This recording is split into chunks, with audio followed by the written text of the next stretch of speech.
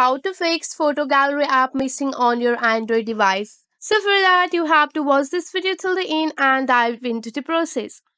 First of all, you have to just go and check your photo gallery is available or not on your device.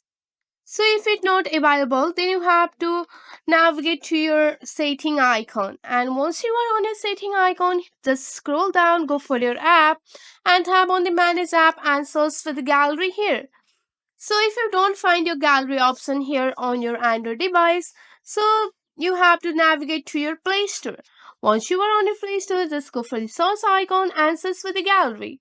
And once you are here on your gallery, just tap on the gallery. Here you will find the different option. You can install these too, but you have to install this gallery on your device.